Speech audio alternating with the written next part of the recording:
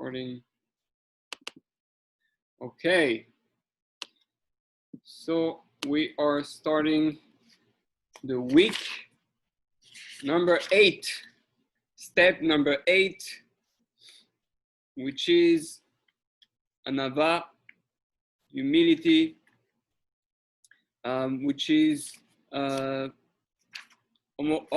of the last steps, just one more step after Yesharim, before accomplishing Chassidut, meaning before becoming a total Chassid. Chassid started pretty early, when on the step number, I believe, yeah, on step number 5, to become a Chassid, start from Prishut, and we had Prishut, Tahara, Chassidut. Now this week, Anava, and one more Yesharim. So we have to become a Chassid. It's a tremendous amount of work. I mean, just last week we saw with Chassidus how much work there is. That's probably why nobody came today, because a big sad one live, because that's how not easy it is to work on oneself and to become a Chassid.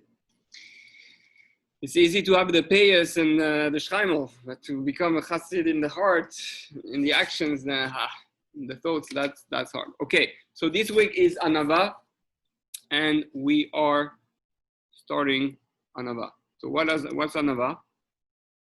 Humility. So what is humility? People have a certain idea of what humility is. That I'm put myself down. The Ramchal says the definition of humility is to not attach importance to oneself for any reason. Okay, now we have to understand what that means. That means that there's a system. Yes, I'm part of a system. Understanding that I'm part of a system means that I understand that I play as much as a role than anyone else. Why should I be more precise about me? Why should I think more important than anything else? And this for Jews is a huge issue. Huge issue. I mean, again, it's the 8th step. It's like among the Sfirot, it's right, 7 Sfirot before. So we're on a very high level there. We're getting close to Kedusha. And where we have to understand that everything in the world is run by Hashem, and what makes you greater than a mosquito? Oh, just because you have free choice and you can make choices? Well, God gave you your body, God gave you your soul, God gave you free choice, God gave you anything, any qualities and defects that you have. Exactly just like the mosquito. So you're nothing better than the mosquito. Or it might be more cute, depends on the angle of the camera. But the way Hashem designed mosquito is extraordinary. But it's the same thing with anything in the world. That's why Abraham Avinu compares himself to a worm, who eats grass, dirt. And Moshe Rabbeinu says, "I'm not even like an animal. I'm nothing. I'm part of creation, but there's nothing specific to me. I'm nothing greater." So, anivus means I understand. It's not that I'm nothing, because it's a danger of bitul, negative humility, where I'm nothing. Yes, in a way, it's like I don't exist, but that's not the point. The point is, you're not better than anyone else. You have as much as an important role to play in the blueprint of creation, just like anyone else, because that's why you're here, like everyone else, like the chair, like the table, like the animal, like the Jew, like the non-Jew, like everyone. And we all have our role to play. Now, it's challenging because there is a type of hierarchy that looks like we're different in greatness. For example, we have Kohen, Levi, and Israel. There's the 12 tribes. So there's, right, each one is known for a specific thing. And we think, oh, the Kohen is greater than the Levi. No, it's not. No one is greater than anyone else. We say the Bechor maybe is greater than the one who's not the Bechor. No, is that he has a specific mission. He has a specific place. The moment you think you're better than the other, you're taking from God, like you're misrepresenting God of who you are. You're not better than your wife is not better than the husband. You're both necessary. God made two parts. Light is not greater than darkness, darkness is not greater than light. We need both. Everything is necessary. Heaven is not greater than earth, earth is not greater than the heaven. And but there's a constant challenge, Yetzirah, for us to want to feel better than the other. Because there's something called the ego. And the ego needs to be fed, so to speak. It's part of our love. We don't feel love when our ego is not boosted. We need to feel that people look up at us and to feel a type of love. The truth is, the moment you understand that you're part of the system, you have to know you're already loved. The fact that you are created, it means you're loved, you're necessary, you're needed. So don't just try to put other people down. Why do you put them down? Everybody is on an equal level on different part mission. Now, this is a big problem by the Jews, especially because the Jews, because of their chosen status, they start to feel, I'm greater than the non-Jew. And therefore, they look, speak, and treat other people with lack of respect. And we have to be careful not to fall into the trap. You're not better than anyone else. What makes people greater than anyone else, but even though each one cannot be compared, is how much each one is going to use his potential. The problem is that you don't know how much potential each one has. Everyone has a specific mission, everyone has a specific potential. Therefore, you cannot even compare yourself to anyone in the world because you're also different, all for different purpose and all for different potential. So you can just inspire yourself from others, but putting other people down or feeling that I need to be higher than anyone else is misunderstanding the whole system. Oh Hashem, look at that. A fighter. Fighter fighting Yesharim doesn't let him in. Have a seat. Have a seat. Okay. So I was just explaining that as a human being, to be an anav, to be a humble, it basically means that you realize you're not better than anyone else. Hashem creates the chair, Hashem creates the animal, Hashem creates the tree, Hashem creates the non-Jew, Hashem creates the Jew. Therefore, Hashem needs all of those. Doesn't mean one is better than anybody else. Hashem didn't write the Torah and say, the Jew is better than anyone else. No, it doesn't say that. It says, oh, there's a special, unique mission for the Jewish people. Am Segula Begol Kadosh. A special status, special, doesn't mean you're better. It doesn't say better. You're Techtov. It doesn't say you're better. It means you have a unique mission. Yeah, you know, everybody has even the non-Jew has a unique mission, and even the chair has a unique mission. You know, we all have our own unique mission. It doesn't say better anywhere in the Torah.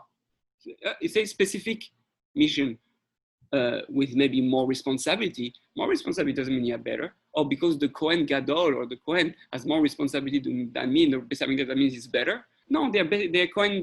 There's a Kohen Gadol can go to Gehinom, and me, I'm a simple Levi or Israel. I'm gonna go to Olam Haba because the Kohen Gadol is just a title, but he didn't do anything to get that title. It was given by Hashem. So to understand that I'm not better than anyone else. And the moment I start to feel I have to be better than anyone else, I misunderstand what it's all about.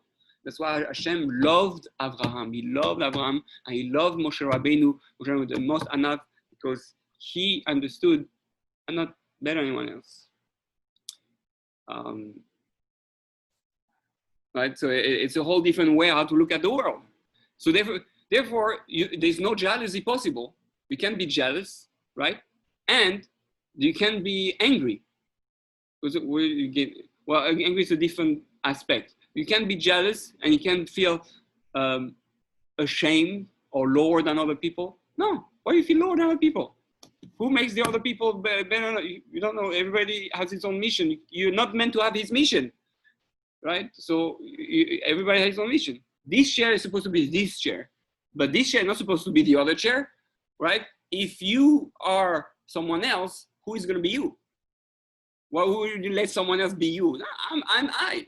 So, okay. So the moment, so we should, right? Oh yeah. So the moment you compare yourself to someone else, you're already saying that or that you try to be like someone else. You're saying like, I don't want to be myself. I want to be someone else. It's absurd. Okay. So we have to be. Oh, it's not the chair. You take this chair now. Yeah, I don't like this. I like it. It's not better or worse, but they all have their own functions. For short people, tall people. Okay. Anyway, but so that's a very important thing that we understand that Hashem really loves the one who understands. Yes, its place and is here for a specific purpose and not putting myself higher than. Okay, so he explains humility is split into two parts: thought and action, and should be worked in this order. Maybe if you want to be humble, if you don't want to have gaiva, or you don't want to be angry, because gaiva and gaiva goes together. But if you want to be humble, you have to first learn how to think, just like we did now. Understand, I'm not greater than anybody else. It doesn't say, oh, I'm better. It doesn't say, it means I have a unique mission like everyone else. I'm different. So you have to start thinking a certain way to understand why I'm not supposed to feel better and put myself in positions where I deserve more than others. And then it shows into action. So that's how you work on it. So he says, a thought, there's two main things. One, you have to think and meditate, so to speak, that any quality strength is an undeserved gift from God. That's what I was saying before. Oh, you're very smart. Oh, you know how to run fast. Oh, you're a Kohen. Oh, you know how to cook. Who do you think you got it from? You learned it? Well, some people try to learn something, they cannot even learn it because they're not good at it. So Hashem gives you every strength, every power that you have is from Hashem. It's a gift. So you say, oh, I'm better because I got that gift. It has nothing to do with that. The gift has nothing to do with, a gift is free. It means not based on what you accomplish. Your reward is different. Reward means you have worked so much for your potential, but your reward is going to be different than everyone else because everybody has a different potential. And you don't know the potential of each one individual. So there's nothing yourself to compare yourself to. Okay. Therefore, more gift, the more ashamed we should feel. So there's an idea of understand the bread of shame, meaning that Hashem gives us so much. Since I'm born, I'm given, like so much good qualities. Like if I'm handsome, I'm French, I have a great French accent, I teach Torah, whatever it is that, and all that, I didn't do anything for it. It was a gift. I didn't deserve it. Hashem said, I want you to do something with those gifts, do something. So now I'm saying, yeah, I'm a rabbi, like I teach so good. Oh yeah, and how come you teach? So who gave you that intelligence, that strength? It's all a gift. It's shameful to feel that you take acquisition of those which are gifts. It's like you take the medal, a trophy of something, and you didn't you didn't work. It's like, yeah, it's from my friend, but yeah, it's so fake. So you understand that I have so much gifts. Yeah, Hashem, I should feel ashamed. On the contrary, right? Instead of feeling like so happy, I should feel ashamed that I give so much for and not haven't even worked for it. Okay, number 2 is don't take credit for the actions you do. There are so many mistakes we make. There's really no room for arrogance.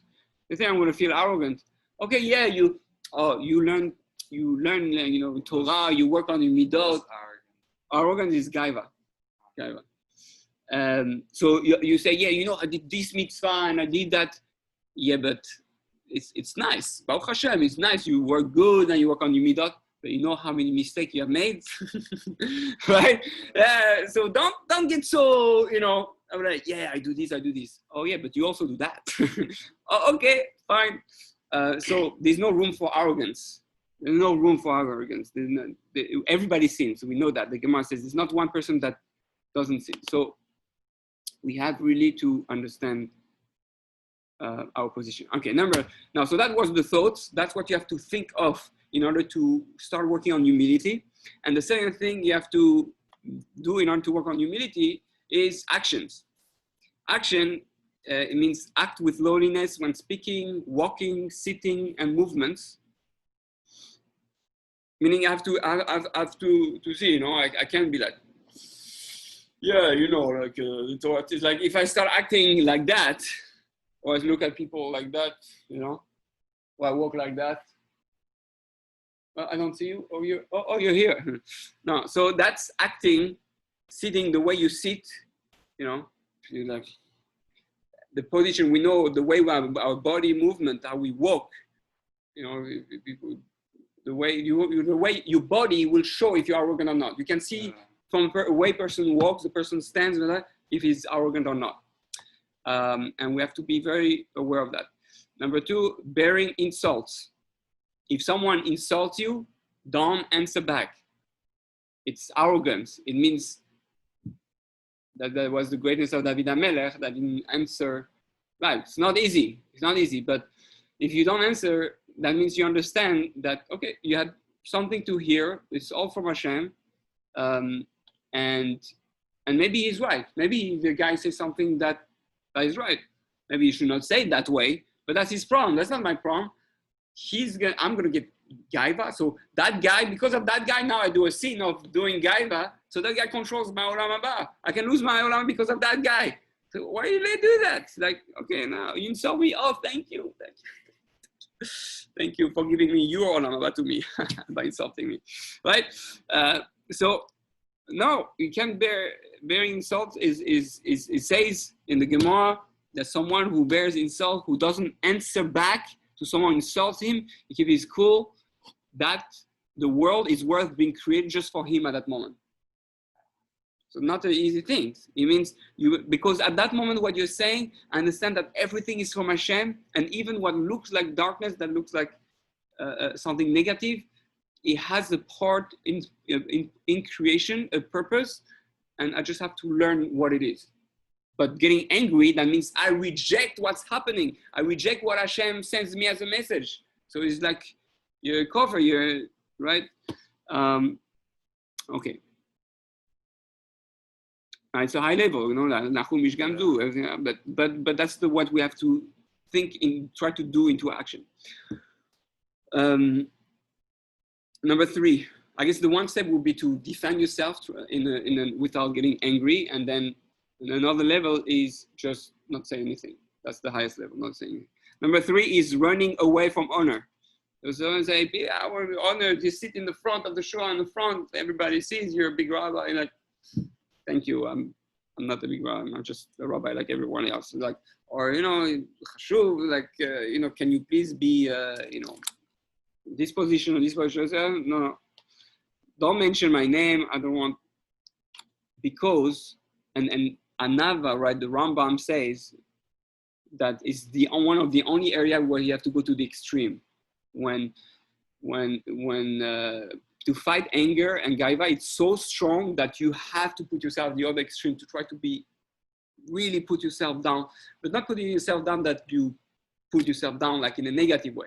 Put yourself down that like, you know, I'm not better than anyone else. There's absolutely no reason why you should take me. And that was the level of Moshe Rabbeinu. He said, take my brother. He's older. He was with the Jews since the beginning. Why do you take me? I'm not better than my brother. I'm not more fit. I can't even speak. Don't take me. I'm just saying he really didn't see anything greater in him. Because he said, yeah, everybody's very, why take anyone? It doesn't make difference. Now, at the end, Hashem got angry because he disagreed with what Hashem chose. Hashem knows what he does, and he created you for a specific purpose. So you have to understand and answer the call of your purpose. So sometimes too much is right. Bad. Extreme most of the time is, I mean, right. It's better extreme than not extreme, you know. But it's yes, if it puts you down and you become negative and you don't do anything and you become depressed, then that's not good anava. That's not, no, you're supposed to have self-esteem. Anivus, humility means I know who I am. I know I sin, I know I do mitzvot, and I know I have a mission. I know Hashem loves me, and I know I have to do teshuvah, and I know I'm going to grow, and I know that I fail, but I go back up. So that's normal. You don't have to be depressed, and you don't you don't have to have gaiva, and you understand that you do your job in this part of creation. Okay. Now number 4 is giving kavod to all. And the way to have an ava is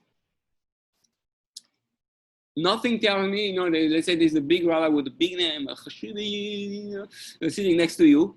So for me, there's no reason that he's greater than you. The only thing I see is the outside. It looks like, oh, he knows maybe more Torah all day, but it doesn't mean that he's greater than you. I just have to give kavod because he has Torah. So because there's something kavod Torah for Hashem, so I give him kavod. But in terms of human being, in my eyes, for me, you should both look the same. So I should give you kavod as much as him, as much as everyone. Kavod to a non-Jew, kavod to an old, kavod to the young. I don't know. Maybe that guy, is Moshiach. You don't even know because you don't see. But everyone, if Hashem created him, I mean, that person has a purpose. Therefore, if I give kavod to Hashem, I give kavod to all his briot, all his creations, right? I should give kavod to the chair. I should not treat the chair, or we sometimes we take the physical stuff like, we break it and we throw it. Hey, where do you think this comes from? It comes from Big Bang. It comes from Hashem created the world and allowed this to happen. Yes, through the transition of human beings and 13.5 billion years of history or whatever. And that came into my hand here. But it's from Hashem. So just breaking for no reason, disrespecting, is not giving kavod to Hashem. So even the simple thing as a pen, I have to respect a paper from the tree made for Hashem. So I just paper and then throw them and then waste paper. No, give kavod to everything and kavod to all. Understand that everything has its place and script by Hashem. Okay. So let's do an example on how to work through first with a thought and then through an action. Now, how to acquire humility. How to acquire humility, even though we already kind of explained what humility is, but now it's like more precise. Training oneself to act. So number 1, by training is 2 things. Training oneself to act humbly. So how? By sitting in lower level seats. Are you ready? Oh, that's it. I got humble. Sitting in lower level seats, because now you're higher, it's like it feels like, but no, I'm like you, not better than you, and that's just that thing, that's why in the court, I don't know how I do by the Jews. Well, I Jews because you have the presence of Hashem, maybe it's at a higher level. But I know by non-Jews, you have the person up there, of the judge on the top, and you're down there, it's like, hi, but no, here you have to be lower seats. I don't know in Jewish court, I forgot. We'll check. But it's possible that it might be still higher because of the fact, actually someone with Daven Shmon Esrei who is Chazan has to be lower than others. Yeah, it's supposed to be a drop lower.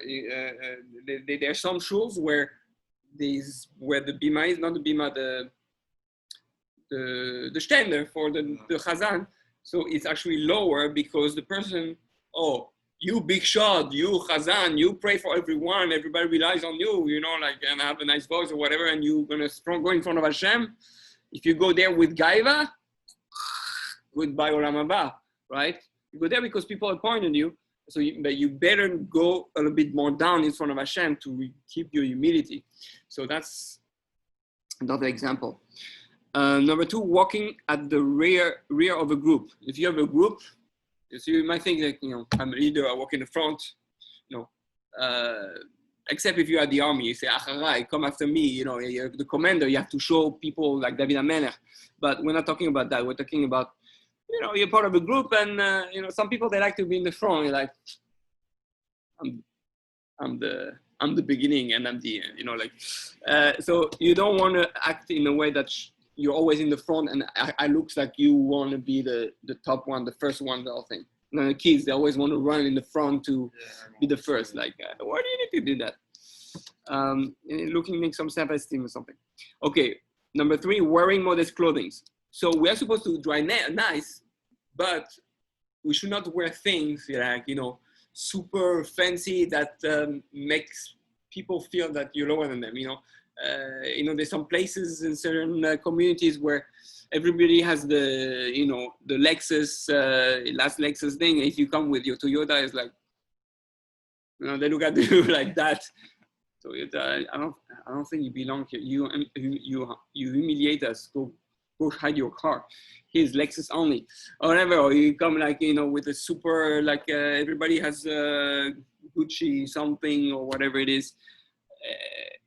It's okay. You can dress nice and you can have a Gucci thing, but if you wear it to make yourself look more important, you know, I'm a successful guy. Look like Ralph Lauren or Lacoste, whatever it is that you think. You have to be careful. You have to wear nice and thing, but if you go too much into the brand, too much into this is who I am. You respect me. Look how I dress. That's danger of humility. So try to wear things that doesn't make you flash out, that makes you stand out too much. Okay, then you have meditation.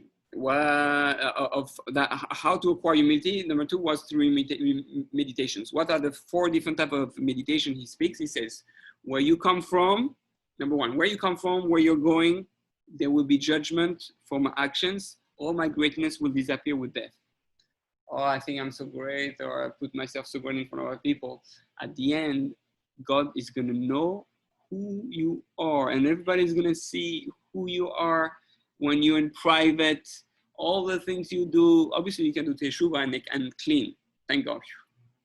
You know, you can do teshuva and like called the Final Cut. You know, that's that movie Final Cut, watched like many years ago. Basically, you take all the pieces of your life and then you can edit and remove pieces of your life. So all the pieces that you don't want anybody to see, you better do teshuva for. So you say, okay, cut, edit, garbage, forever. That's teshuva, right? But we have to do real teshuva. But we can do teshuva now. It's the time of Elul. Elul. Okay.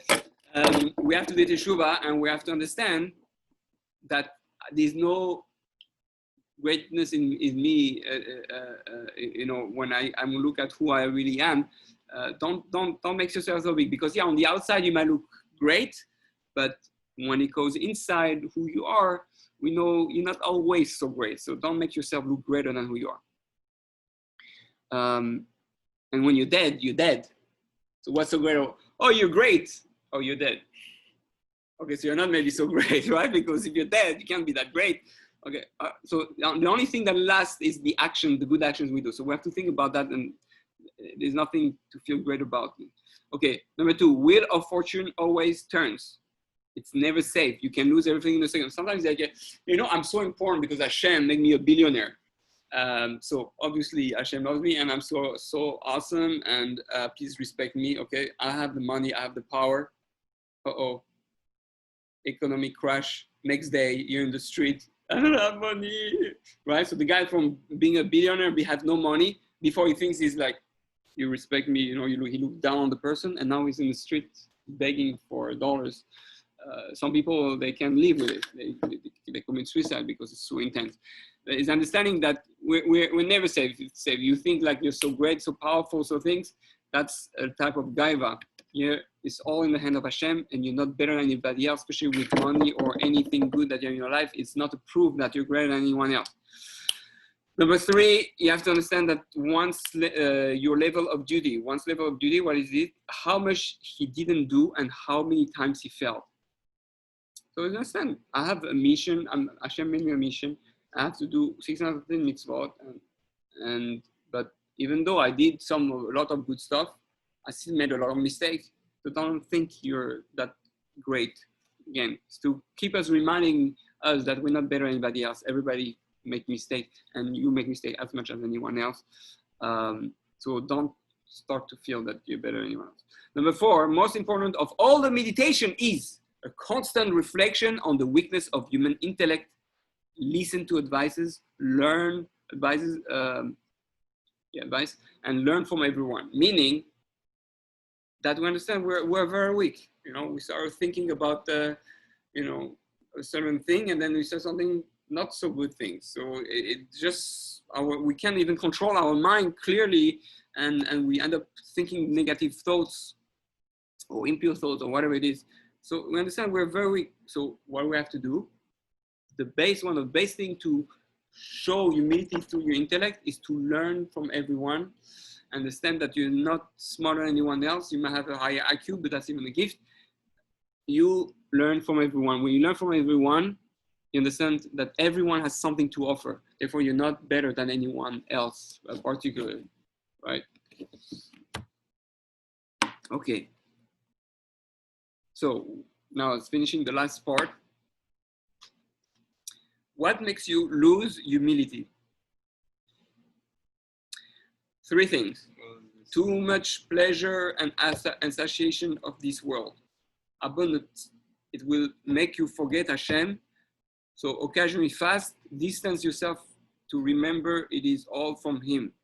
So if we have too much pleasure, too much abundance, then we end up forgetting about Hashem. It was 2 weeks ago, the Parsha. Was that Hanan or okay? So basically, you learn, you enjoy life, and you forget about Hashem, and you start thinking, oh, life is good. I'm a good guy. Look, I live good. I have good money, good family, good this, and you start forgetting Hashem. You start thinking it's all from you. Oh, that's pure gaiva. It's not humility. Humility is always remembering that everything that happens every second is from Hashem. And that therefore there's no reason to feel good about yourself necessarily about anything you did.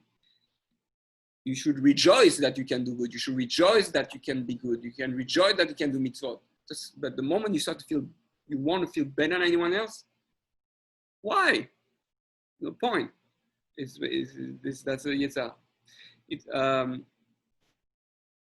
So when you have too much abundance and you're never missing anything, you lose perspective, and you need there sometimes to. So he says occasionally fast.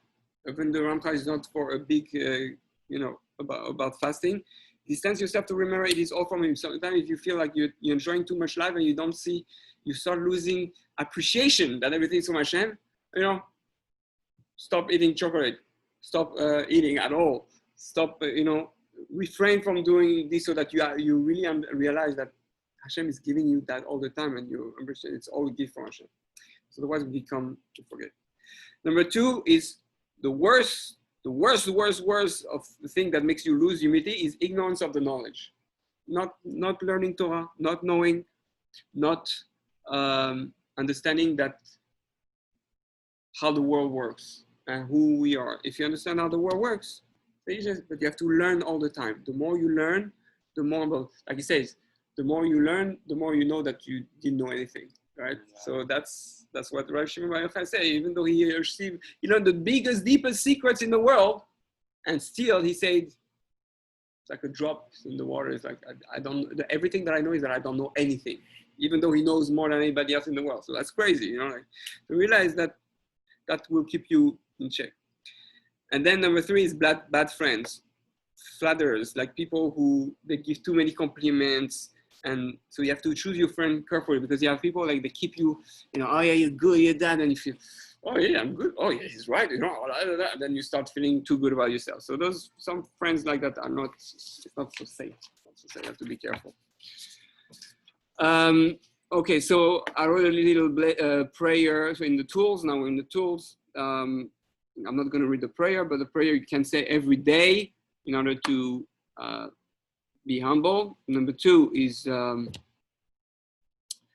tool number 2 is this week, each time you do an action, especially if it is a talent of yours, recognize that it is a gift, Hashem, a gift of Hashem, and thank Him for giving you this talent.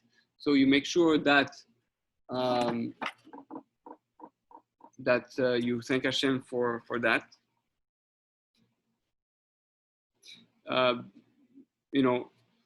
Like right now, I have to thank Hashem that I was able to think straight enough to give a class on Anava. and give perhaps useful and good example. But thank God it was a gift from Hashem that I could think to even teach it.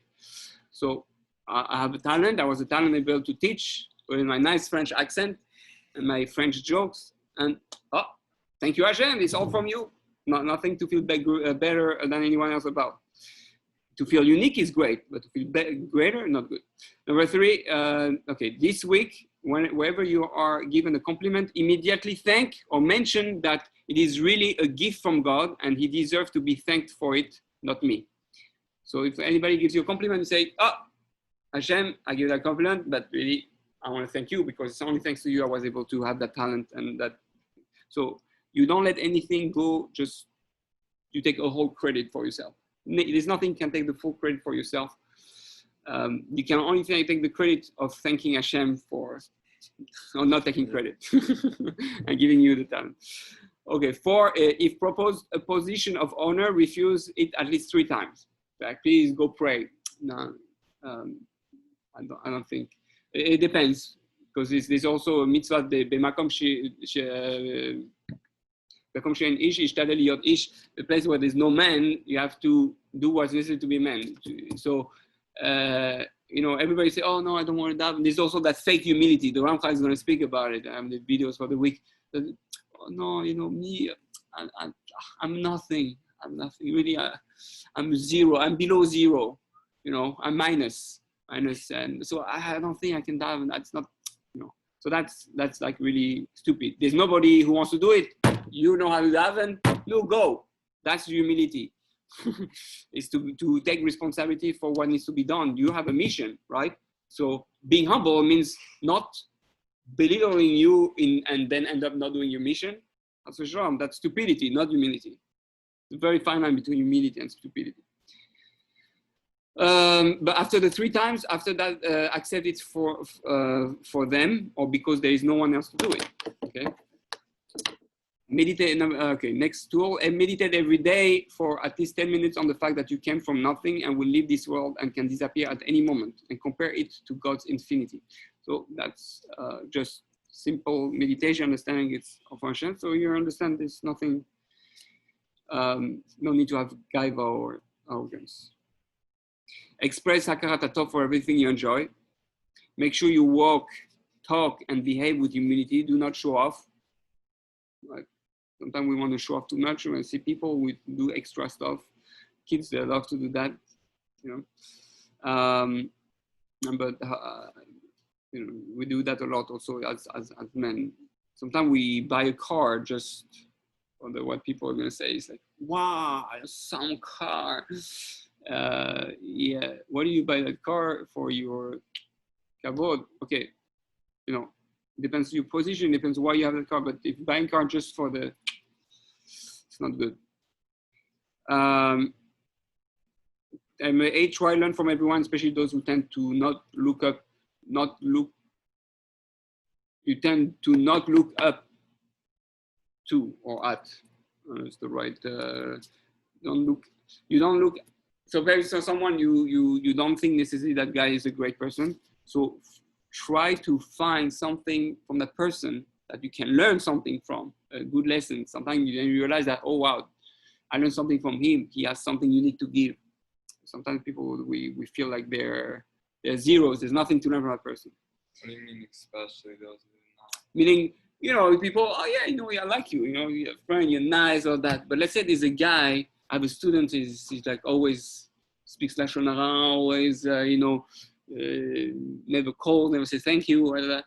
So I think like,